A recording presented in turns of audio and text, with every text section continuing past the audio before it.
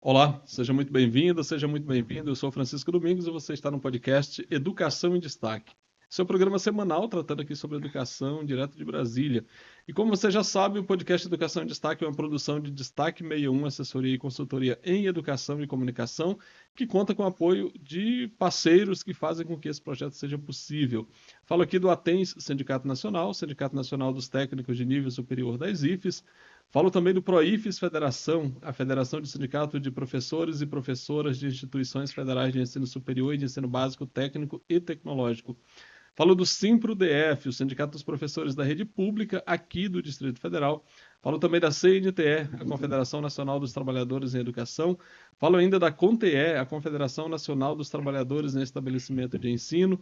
Do SIMPROEP, o Sindicato dos Professores da Rede Privada aqui do Distrito Federal. E da Clínica Saberes Neuropsico. Então são esses parceiros que tornam possível o podcast Educação em Destaque. E se você chegou por aqui, se é o seu primeiro contato com o nosso podcast Educação em Destaque, já te peço, se inscreve no canal, aciona o sininho aí para ser informado sempre que a gente subir um conteúdo novo por aqui. O que a gente faz sempre é às sextas-feiras ao meio-dia. Então é isso, agora com todas essas informações, a gente sobe a vinheta e na sequência uma entrevista para você.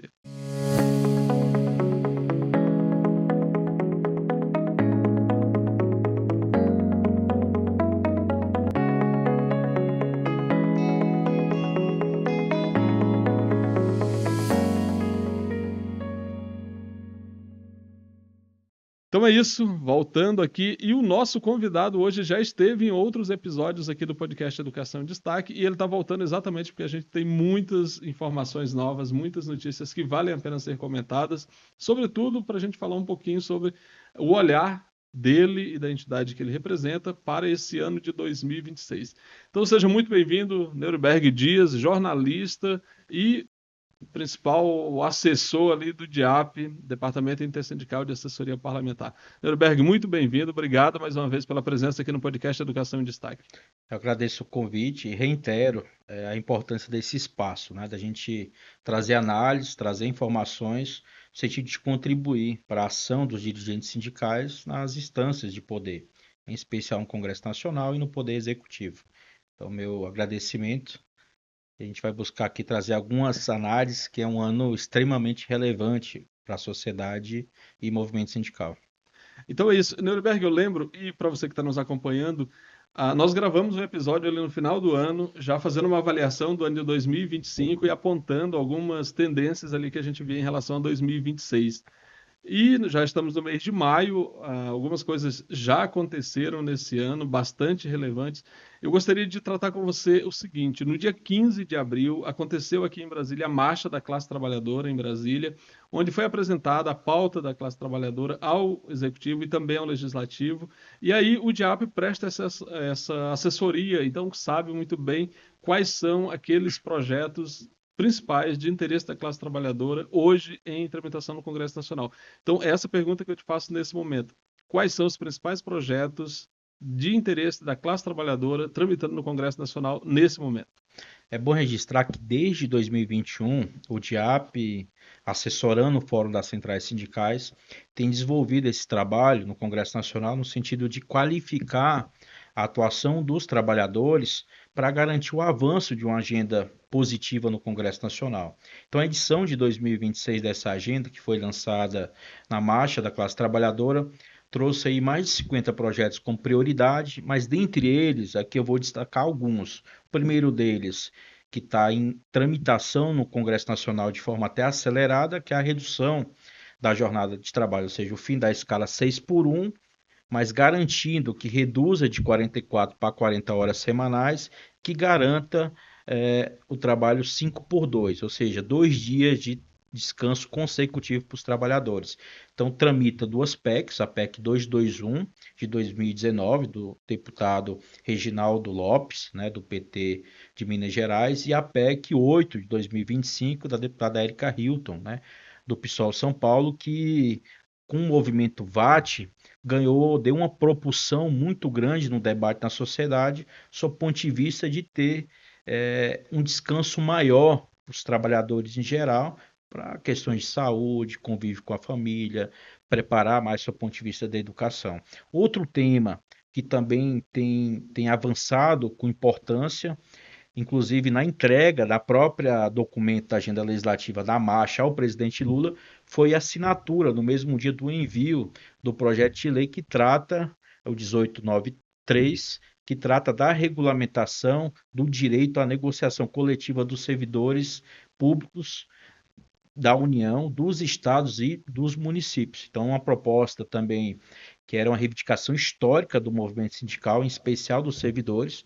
Lembrando que os servidores eh, não tinham, em relação aos trabalhadores da iniciativa privada, o direito à negociação coletiva. Tinha direito à organização, à greve, mas não tinha o direito à negociação coletiva. E outros temas também constam nessa agenda, em especial a regulamentação do trabalho em aplicativos. São mais de 10 milhões, né, de trabalhadores, trabalham como entregadores, ou seja, aqueles que trabalham como motoristas em aplicativos, que hoje não existe uma legislação para garantir direitos mínimos. Então, esses três temas são os temas considerados estruturantes, né, nessa agenda para buscar avançar nesse ano no Congresso Nacional. E a agenda também, ela passa também, não só do Legislativo, mas a agenda passa por discussões no próprio Executivo, uma série de temas ou pontos que vão se abrir negociação, como também no próprio Judiciário. Então, a agenda ela busca aí fazer um trabalho olhando todos os poderes para buscar convencer esses atores que vão decidir, em especial o Congresso Nacional, para que se entregue essas matérias num ano que é eleitoral, enfim, que traz mais sensibilidade do Congresso em relação a essas pautas sociais. Nuremberg, tinha um ponto, a gente já tinha, como você falou, os textos das PECs que foram apresentados tanto em 2019 quanto no ano passado, mas o governo também apresentou um PL em regime de urgência, inclusive, para discussão começando na Câmara, evidente, mas uma discussão no Congresso. À medida que a gente tem essas PEC tramitando, e aí o governo apresenta esse PL, como é que fica isso? O que avança?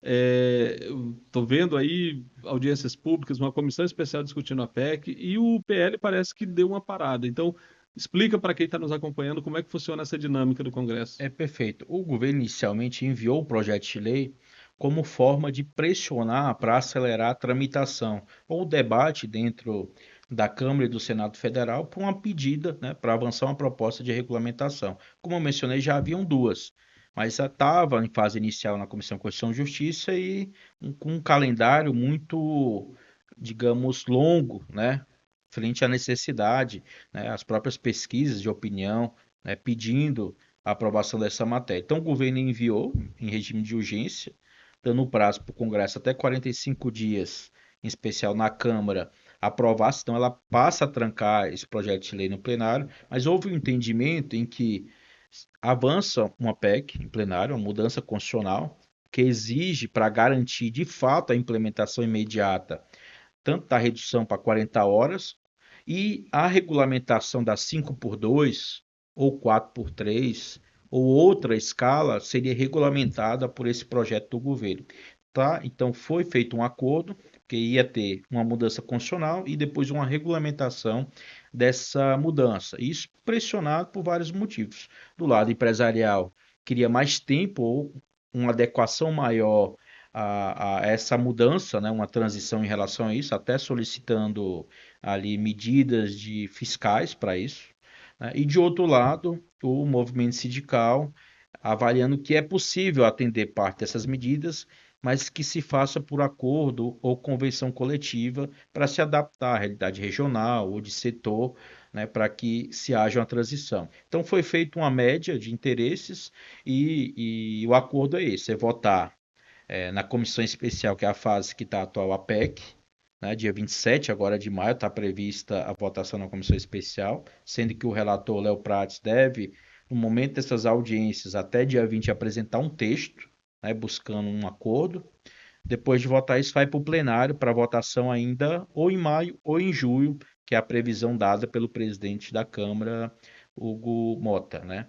No Senado, já há uma PEC de redução da jornada avançada, que é 143, de autoria do senador Paulo Paim, né, que tem as mesmas características dessas PECs, né? A dele prevê uma jornada de 36 horas semanais, com uma transição de 10 anos, né? E já está pronta para votação em plenário. Então há uma perspectiva de que quando a Câmara aprovar, esse assunto já vai direto para o plenário do Senado, ao invés de passar pela fase de apreciação na CCJ. Depois da promulgação, avançou nesse assunto, aí viria a discussão do projeto do governo para regulamentar pontualmente aquilo que vai ser transição ou compensação, ou aquilo que vai ser aprimorado. E você sabe bem que as negociações coletivas em várias categorias já estão praticando, né, as 40 horas semanais, mas não a escala ainda, né, 5 por 2. Então essa mudança na Constituição é fundamental para que essa vitória, do seu ponto de vista, caso aprovasse um projeto de lei, ela não seja alterada por um negociado sobre legislado. Chega na negociação coletiva, os patrões têm mais força, do ponto de vista da mesa de negociação, e talvez seria difícil só no projeto de lei avançar uma negociação nesse sentido. Então a PEC, ela ajuda muito nesse sentido, porque ela está acima, né? É uma mudança constitucional, precisa 308 votos, então não é fácil, Não, esse é o né? ponto que eu queria destacar. Pelo que você está falando, parece que vai ter uma tramitação de fato muito célere e que vai ser aprovado e tudo mais. Só que a gente sabe que tem interesses contrariados aí, né? O capital geralmente não gosta dessa ideia de trabalhador descansando além do que eles consideram como sendo razoável. A escala hoje é 6 por 1, é pesada, é um dia de descanso na semana. Não necessariamente no final de semana, como a gente fala, sábado ou domingo, trabalhador, sei lá, das farmácias, pessoal dos shoppings, geralmente não tem essa folga no final de semana. Nesse caso, considerando que temos interesses que serão contrariados, esses interesses já começam a se apresentar também no Congresso, inclusive tem deputados apresentando ideias ali de ter uma compensação para esses empresários e tal. Então, considerando esse cenário de que tem opiniões contrárias e que não são poucas, elas são fortes economicamente, ainda assim você imagina possível aprovação da PEC, da tramitação. São duas que, na verdade, depois viram uma e lá no Senado a pensa de novo e aí é um texto final só. Mas acabando com a escala 6 por 1, você acredita realmente que a gente consegue viabilizar tudo isso até, sei lá, setembro, mais ou menos? Eu acredito que sim. Antes das eleições, tem aí algo já aprovado pelo Congresso Nacional, né? E o Congresso está disposto a buscar um equilíbrio, né? Isso tem sido colocado pelo próprio governo, né? Então você tem etapas que acelerou muito na Câmara dos Deputados, né? Essa discussão vai abrir agora prazo para emendas.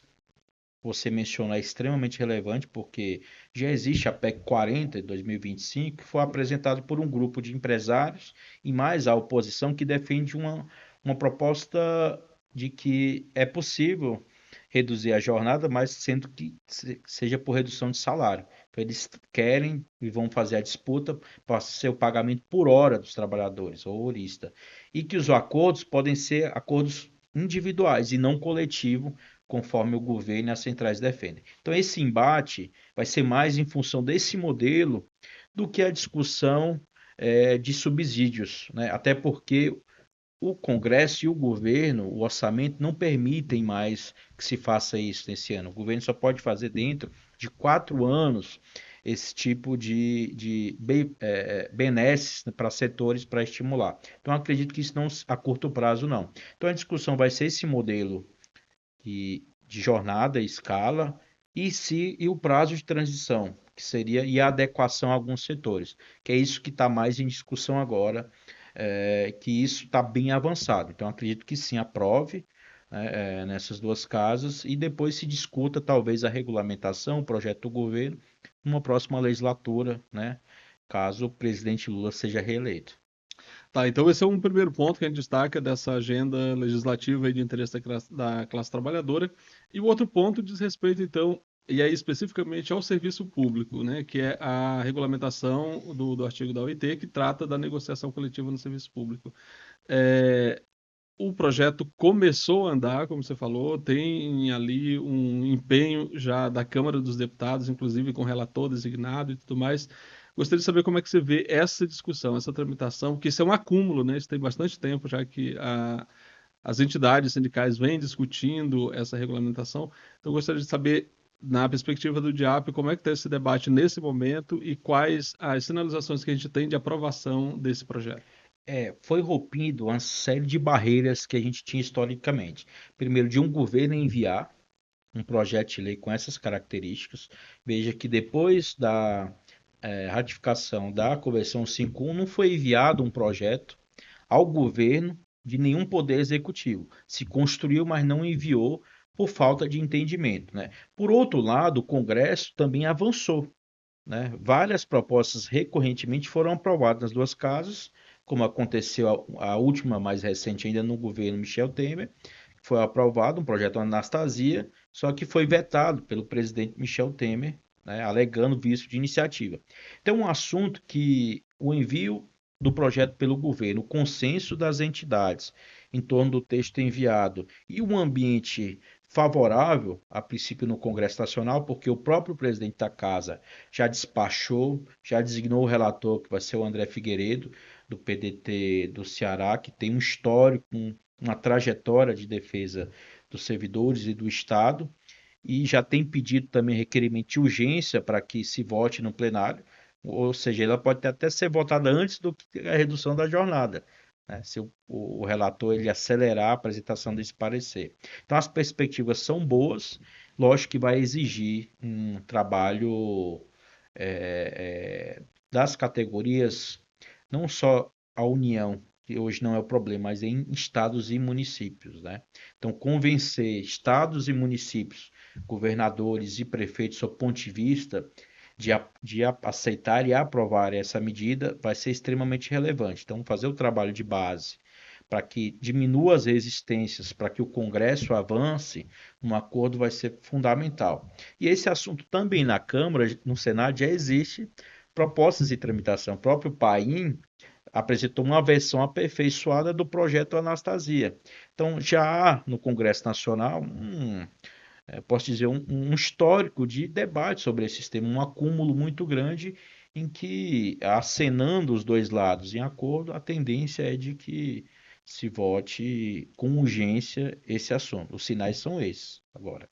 Nuremberg, acaba sendo muito curioso que o governo que foi derrotado de uma forma, eu diria até que humilhante há 2 semanas, com a não aprovação da indicação de um indicado pelo presidente da República para o STF, no caso Jorge Messias, o Senado, que é quem tem a atribuição constitucional de aprovar ou não, reprovou por uma votação, por um número, inclusive, inesperado por todo mundo.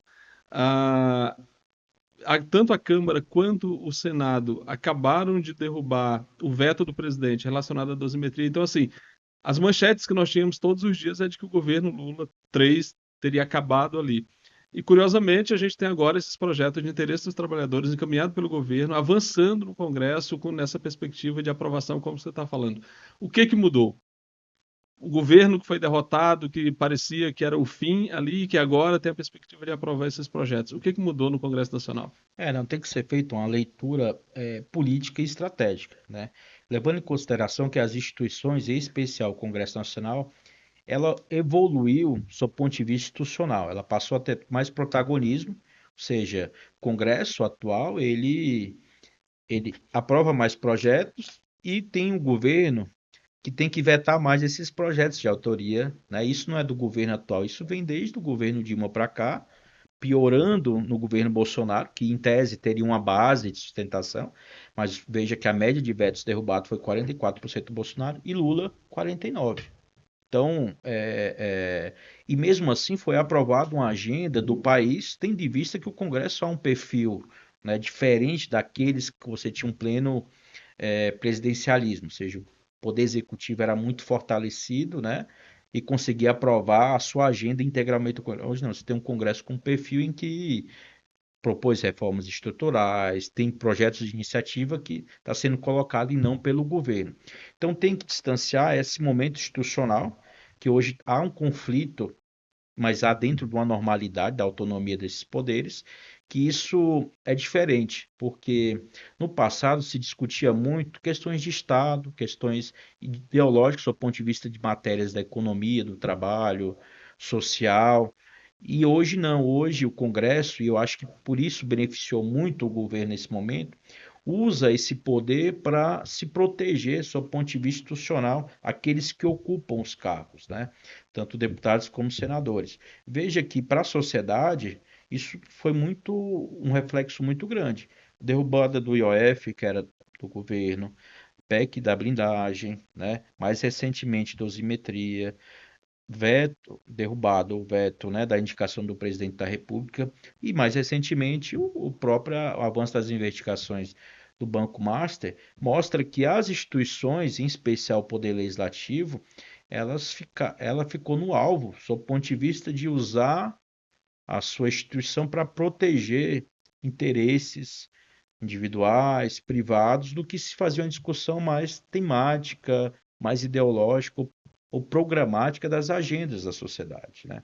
Então, o Congresso tem se movimentado no sentido de buscar, vendo essa opinião popular pesar por conta desse ambiente de autoproteção que o parlamento optou, ele está buscando construir uma pauta popular, né, para passar uma mensagem, né, para a população em que o Congresso tem compromisso com as agendas que foram pressionadas pelo governo federal. Então, há um ambiente de normalidade, né, nesse assunto, mas há uma questão dentro da Câmara que eles agora estão mais propícios a avançar nessas agendas, porque é ano eleitoral e a imagem está sendo muito associada de que alguns problemas econômicos, sociais, não têm tido uma atenção do Congresso em comparação a esses casos específicos que interessam, assuntos de corrupção, segurança pública, que sempre leva para um viés de proteção desses parlamentares e não das instituições. Então, acho que o caso do Messias ficou muito claro, que não é uma questão contra o governo ou contra o próprio Messias, mas foi buscar ali uma pressão para garantir que o governo intervisse nas suas instituições para agradar determinados setores ou grupos parlamentares. Então, há uma normalidade muito clara. O governo Lula, com essas agendas, talvez seja o governo mais produtivo em um ambiente que parece para a sociedade e alguns segmentos em que o governo tem uma dificuldade imensa. De fato, tem, porque é um Congresso que pensa diferente, mas que foi buscado acordos para votar matérias do Congresso Nacional. Você tem uma média de 300 leis aprovadas ao ano, que é muito maior em qualquer outro governo desde a redemocratização. Então não é um governo fraco, é um governo que tem enfrentado, tem perdido, tem ganhado e que hoje o Congresso ele tem uma característica diferente. Então o Congresso está mais sensível à ano eleitoral e eu, na minha avaliação, essas respostas em função de que há muitos ali com o rabo preso em relação a investigações que estão em andamento, né? E operações em que pode mudar profundamente o jogo e colocar em risco a eleição de muitos parlamentares, né, em outubro. Então, o que tem que observar é que cada poder hoje está exercendo plenamente e esse confronto existe exatamente porque cada um está exigindo que respeite as suas atribuições e competências. Então, acho que para o movimento, para a classe trabalhadora, tem que buscar o resultado. Ou seja, conversar, dialogar a partir dessa agenda com os parlamentares e o momento para avançar, né, para buscar avançar nesses temas, né, e que incorpore mais vitórias nessa legislatura, que foi uma legislatura atípica, né, comparado aos últimos 10, 20 anos, né, da nossa democracia. Então, para você que está nos acompanhando aí até agora, se ainda não se inscreveu no canal, aproveita, faz isso agora. Se ainda não deu like nesse vídeo, já faz isso agora também. E te peço que ao final do programa você compartilhe esse link nas suas redes sociais, sobretudo nos grupos de WhatsApp. Assim, muito mais gente vai ter acesso a essas informações que o Neuberg está trazendo aqui para nós, que são muito importantes para ajudar a gente a entender o cenário político do Brasil nesse ano eleitoral. Falando nisso, Neuberg, a gente diz que esse congresso é o congresso mais conservador, reacionário, atrasado, enfim, seria o pior congresso da nossa história pós-redemocratização. Ulisses falava que, bom, você está reclamando desse aqui, aguarde o próximo. É isso mesmo que a gente tem que ter em mente. próximo congresso tende a ser pior do que esse? Como é que lá no DIAP vocês avaliam essa possibilidade, avaliam o cenário do ano de 2026? E aí, até acrescentando, a gente tem por parte da extrema-direita uma clara intenção de fazer uma maioria no Senado, porque aí eles entendem que é possível sitiar o governo da vez e também ali aprovar impeachment de ministro do Supremo e essa coisa toda que é um sonho da extrema-direita brasileira, como é uma prática da extrema-direita pelo mundo. Como é que vocês estão vendo esse cenário das eleições de 26? É o cenário e, dadas as vantagens que quem vai disputar a reeleição, alguns cenários a gente construiu. Primeiro, vai ser uma grande quantidade de deputados buscando a reeleição, né? Então, nos 513, a gente está estimando algo em torno de 90% vão tentar permanecer no mandato. Esses 90%, eles têm recursos para a campanha, acesso privilegiado ao fundo eleitoral, em média 2,5 milhões a 7 milhões, tem para fazer a campanha nos estados. São partidos já grandes, já com histórico, com muitos prefeitos, vereadores, então ajuda muito. E lembrando que eles têm um recurso do orçamento impositivo, ou as chamadas emendas PIX ou transferências especiais, que já facilitaram a vida deles por conta da eleição municipal em 2024. Então, esses recursos foram canalizados exatamente para os grupos políticos se fortalecerem nas eleições municipais. A gente tem uma perspectiva em que dos polos entre direita, extrema-direita e esquerda, tende a extrema-direita perder espaço na Câmara um pouco e o centro, né, o centro, principalmente a direita mais tradicional, ou a centro-direita aumentar. Então, partidos como o Republicano, como o PSD, enfim, como outros dentro, como o próprio MDB, o próprio O PSDB, PSDB está recuperando, voltar a né? recuperar composição na casa, esses partidos tendem nas composições aumentarem as suas bancadas. E a esquerda tem um aumento sensível, né? Queira ter um presidente, né, disputando a reeleição, ou queira pelas composições que está abrindo nomes para governo ou até para o próprio Senado para apoiar candidatos a deputado federal, porque é decisiva a composição do Congresso Nacional. Acho que o desafio agora é buscar trazer o Congresso ao centro para que retome uma agenda pragmática e programática, né? Voltar a debater os temas e não ser um congresso do ringue, né? Da disputa que hoje a gente tem visto muito. O Senado já é um caso à parte. O Senado ele renova 1 terço e 2 terços. Vai ser renovado 2 terços, ou seja, 54 cadeiras. Então, boa parte Entre dessas 81, né? dentre 81. Então, né, nesse cenário específico do Senado, em que, né, são eleições majoritárias, ou seja, os que recebem mais votos são eleitos, cada estado vai renovar 2 cadeiras, haverá uma intensa disputa. Então, um grupo, como você mencionou, que defende uma mudança mais radical no STF, do ponto de vista de impeachment de ministro, veja que o Flávio Bolsonaro, que hoje é quem está liderando as pesquisas, tem isso como pauta de campanha e se manteve um fiel e herdeiro bolsonarista, que é o filho do presidente, exatamente para que não tivesse uma fragmentação, tanto de deputados federais como de senadores, para fortalecer essa eleição no Senado, que para eles é vital, do ponto de vista não presidencial se ganhar ou não, mas que isso acumula chances para eles aumentar a bancada no Senado, que eles querem ter no mínimo 42 nomes, né? Exige 49 para impeachment, né? Dar andamento a impeachment de ministro do Supremo Federal, mas também para indicar novos ministros. Veja que se não for indicado um ministro do presidente Lula esse ano, eles vão poder, numa eventual eleição desse grupo, à presidência da República, eles vão indicar 4 nomes e mudar a maioria na composição do STF. Então, o STF, de um lado, ele é extremamente importante na disputa, porque ele que vai moldar a administração pública, o funcionamento da máquina, né? Então, mesmo que eles não tenham poder para derrubar ministro, eles vão ter poder para dificultar a indicação de nomes para compor a alta administração do governo, né? Então, isso é um dado relevante. E quanto à Câmara, é igualmente importante, porque é a Câmara onde o tamanho da bancada ela reflete o tamanho de recursos que os partidos vão ter para se manterem funcionando, né? Tanto o partido como para disputar as eleições. Então, cada casa tem suas nuances, mas pelos cenários que a gente fez, a gente vê o PL da bancada atual tendo no máximo aí 20 senadores, quando você olhar pesquisas no estado. É a maior bancada, tem chance de ser a maior bancada.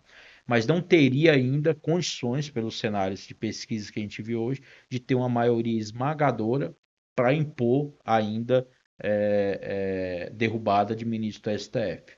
Até porque o governo está buscando em outros grupos indicar e apoiar para que nesse cenário garanta a eleição. Mas veja as nominadas. São Paulo. São dois da linha mais de centro ou esquerda que estão liderando a composição do Senado. Então, vários estados existem essas composições e que o grupo da oposição hoje, o bolsonarista, não está líquido e certo a eleição desses senadores, né? Então, há um cenário muito aberto ainda no Senado, mas sob o ponto de vista de missão deles, de vida e de propósito, eles querem um Senado para radicalizar sob o ponto de vista institucional, que é a marca deles, né? No atual momento é essa radicalização. Bom que a gente diga que até mesmo estados que têm uma tendência assim muito forte a apoiar a extrema-direita, aí não há uma sinalização de que os dois senadores a serem eleitos venham por esse campo, né? Se a gente pegar, a exceção de Santa Catarina e a Santa Catarina, sobretudo, porque se a gente pegar até Espírito Santo, que é um estado que vota muito no Sim. bolsonarismo, tem possivelmente o Renato Casagrande, o governador que acabou de se licenciar, vindo ali Rio Grande com do Sul semeia Rio Grande do bem. Sul. É, exatamente, Rio Grande do Sul DF, a vem, gente tem vem um nome aqui que possa fazer frente a dividir, porque haverá um desgaste muito grande dos dois nomes que vão disputar nessa a vaga relação aí do do Master, Senado. né? Então, você tem aí, acho que o Master vai ser uma variável em que vai afetar diretamente certas candidaturas. Isso aí eu não tenho dúvida. Aí muda o jogo um pouco. Tá, então, pelo que você está falando para a gente, provavelmente na Câmara o campo de centro-esquerda tende a ganhar espaço, avança um pouco, um recuo da extrema-direita, um fortalecimento do que a gente chama Centro, de centro, né? Considerando aí central. PSDB, eh, PSD, União Brasil, talvez, né? É, Nesse campo. o União, fazendo um parênteses, Sim. foi o mais derrotado da janela partidária, né? Foi o partido que mais desidratou. Foi o partido que fez a fusão entre o PP e o União Brasil, né? Então, tende se aumentar um pouco, porque os outros tendem a esses partidos como o PSD, o MDB, os outros, buscarem atrair mais candidatos, né, para essa composição. Da centro-esquerda, o PSB talvez seja o que, sendo que o PDT tende a diminuir. O PDT diminuiria, o PS, PSB avança, o PT vai ficar mais ou menos ali por onde está. isso, Tá certo. exatamente. E no Senado, então, apesar desse anúncio de uma catástrofe retumbante, você acha que não é o que vai acontecer? Não, o cenário ainda hoje, olhando os mapeamentos que a gente fez, os cenários em cada estado, em médias, se não há um de esquerda ou aliado às nossas agendas, há um aliado ao governo ou mais ao centro. Não significa que vai ser radical, sob o ponto de vista de tensionar mais ainda na próxima legislatura essa agenda institucional. Então, o cenário ainda é muito equilibrado. Que eles vão crescer, isso é certo e líquido, eles vão crescer sim. Mas não como eles imaginam de ter 50 senadores ou 49 senadores para, de fato, presidir o país pelo Senado. Que é isso que é a vontade que eles querem. Usar o Senado para presidir o país. Berg, para a gente, estamos caminhando aqui já para o final, então para a gente fechar essa nossa conversa, eu gostaria que você fizesse uma análise considerando o cenário internacional. Como é que isso pode impactar nas eleições do Brasil esse ano? A gente tem a guerra ali entre os Estados Unidos e Irã contra, ou Estados Unidos e Israel contra o Irã.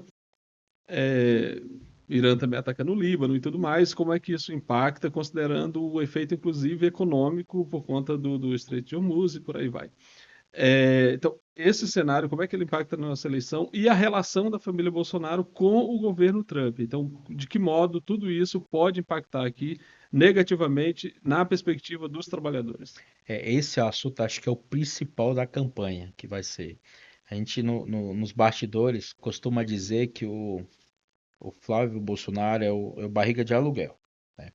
Ele vai representar tudo aquilo que de ruim do pai, né, da herança, do ponto de vista de condução, e ele vai também ali colocar na sua campanha tudo de interesse do governo americano, de outras potências, mas em especial do lado, né, mais liberal conservador. Veja que o presidente Lula, ele só não fez um governo melhor comparado aos primeiros dois mandatos por três aspectos. A taxa de juros muito alta, e ele não poderia intervir, sob o ponto de vista da indicação no Banco Central. Ele recebeu com menos poder em relação a isso, comparando a qualquer outro presidente. Então, imagina, a taxa de juros do jeito que está, poderia ter um crescimento muito maior em relação a isso. A criação de barreiras, né, ou medidas protecionistas, veja Estados Unidos como outros, né, principalmente os Estados Unidos tendo a iniciativa para o mundo todo, então poderia ter crescido mais, salvo que o governo foi muito inteligente do ponto de vista de construir a relação do que ir para o embate.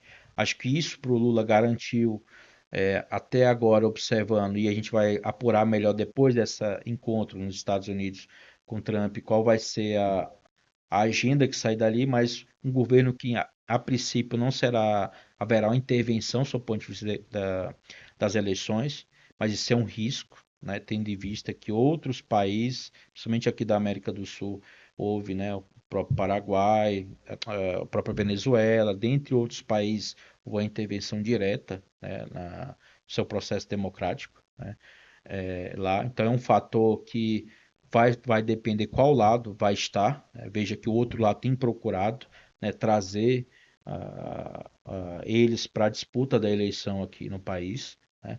E outro fator é o centro político dividido, que você tinha partidos que hoje eram antigos aliados ou buscavam fazer a disputa de agenda, não confronto, do ponto de vista institucional, em que isso até agora não conseguiu se resolver, pacificar, né? Então você vê que o governo tem uma base, mas ele não tem uma base por completo. Ele tem um pedacinho do PP, um pedacinho da União Brasil, um pedacinho do PP, de outros republicanos, mas não tem ali um acordo do ponto de vista de agenda, né, de temas que são relevantes para o país, que avançou muito.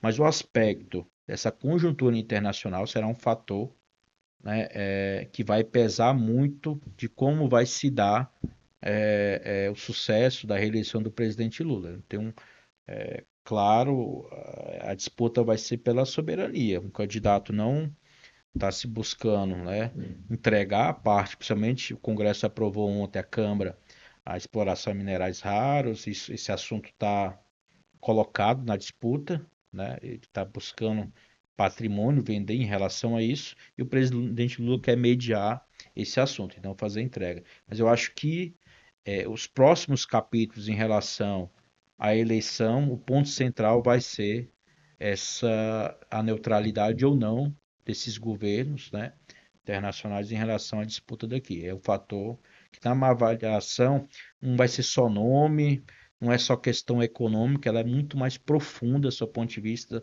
da economia, da democracia e da soberania do país. Isso tem que ser discutido muito na sociedade, porque é uma mudança radical caso seja tido uma alternância de poder, né, na presidência da República, porque vai ser uma relação totalmente diferente, não só com os Estados Unidos, mas com o mundo, né, que o Brasil retomou esse protagonismo atual. Então, é um risco muito alto, que é muito maior que discutir agendas, se é trabalhista, se é sindical, se é economia aqui. Isso muda estruturalmente essa relação com esses temas e principalmente o futuro do país, É né? porque estamos falando de soberania, né? Se a gente tem um Então, país ou se a gente vira colônia de novo. exatamente. Então, Essa é a para mim é ideia. um tema central dessas eleições, qual vai ser o posicionamento dos Estados Unidos, e a gente sabe que um representante aqui, um candidato, está comprando essa ideia de submissão, né, de entregar esses monopólios, né, essa hegemonia que hoje não está mais só, né, nos Estados Unidos. Você tem a China, você tem outros, né, jogadores que estão com muito mais força em relação a isso. Então acho que isso vai ser decisivo, tende a ser muito decisivo, e que, a depender da leitura do cidadão, da sociedade, pode voltar muito pior daquilo que a gente combateu, do ponto de vista da democracia, do Estado, dos direitos e por aí vai. Bom, para concluir a nossa conversa aqui, quero pedir para você que gostou dessas análises aqui apresentadas pelo Neuberg, para acessar o site do DIAP. Ali tem bastante conteúdo que aprofunda algumas das questões levantadas aqui. Então, você que está interessado em saber mais sobre a situação do país, da perspectiva dos trabalhadores, inclusive, acessa lá o site do DIAP. Então é isso, Neuberg. Muito obrigado pela tua presença aqui mais uma vez. Certamente a gente vai te chamar em outros momentos para a gente continuar aprofundando essa discussão sobre os cenários que se apresentam aí para o país. Muito obrigado. Não, gratidão, e a gente sempre fica à disposição para participar desses espaços. Valeu, e para você que ficou com a gente aqui até agora, muito obrigado pela presença, por ter acompanhado. Se não compartilhou ainda, aproveita e compartilhe agora o link do programa aí nas redes sociais, sobretudo nos grupos de WhatsApp, e fica com a gente, porque toda semana, sexta-feira, a gente volta com conteúdo novo por aqui. Muito obrigado, até a próxima semana, grande abraço, até lá, tchau, tchau.